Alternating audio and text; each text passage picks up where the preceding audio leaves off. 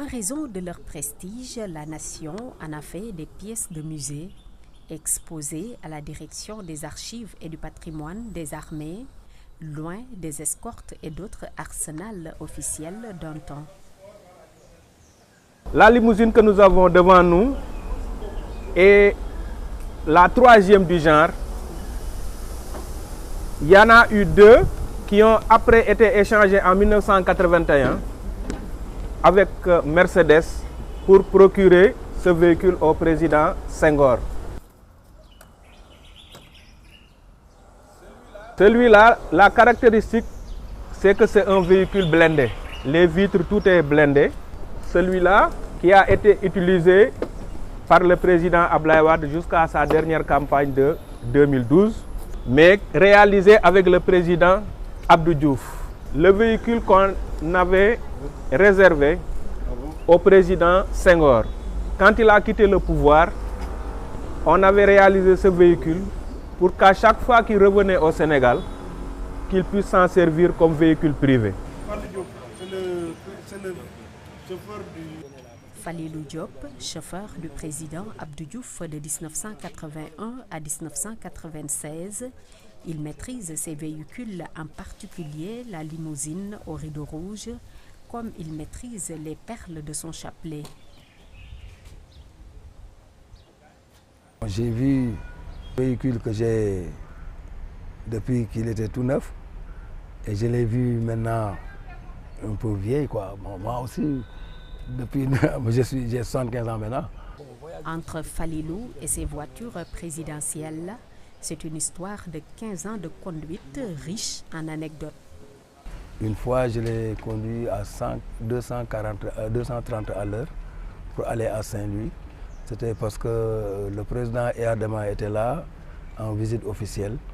On a fait la visite officielle jusqu'à 14h35. On m'a dit que je devais partir à Saint-Louis parce qu'il y a le président Eyadema qui va à Saint-Louis et l'avion sera à Saint-Louis à 16h. Bon, moi, j'ai pris la route pour aller. On avait formé deux cortèges. On avait dit à Djilimbay d'aller à l'aéroport à Saint-Louis avec ses voitures parce qu'on ne croit pas que je serai là-bas. Mais moi, je suis arrivé à 15h45 à Saint-Louis. À l'aéroport, j'étais là-bas à 15h45, Inch'Allah. Et le pire des souvenirs? Un jour, c'était le frein à main qui était collé.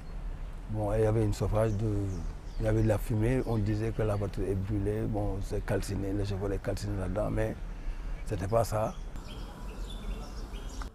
Les années passent, le confort, les commodités et même le luxe de ces véhicules des anciens présidents de la République demeurent.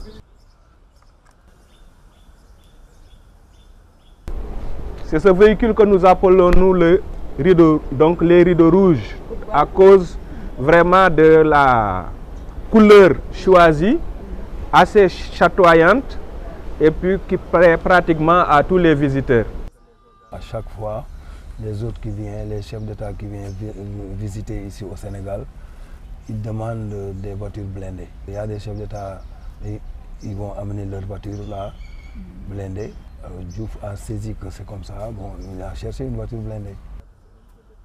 En comparaison à son prédécesseur, il ne pouvait pas tenir dans la cabine. Et ils ont pensé réaliser un véhicule qui lui permettait d'être beaucoup plus en confort.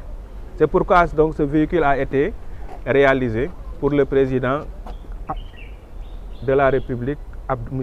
Abdou Diouf. Quid de l'entretien de ce patrimoine? De façon périodique, nous mettons les moteurs en marche, nous nous occupons de l'entretien et je pense que c'est ça qui est un peu extraordinaire dans la gestion de ces véhicules au niveau du musée des armées.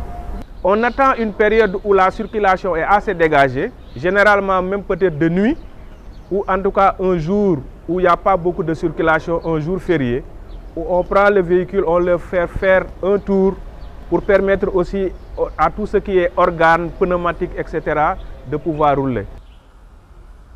Ces voitures mythiques que peu de gens avaient la possibilité d'approcher sont désormais à la portée de tout le monde. Maintenues dans de meilleures conditions de conservation, elles pourraient pendant longtemps marquer les esprits.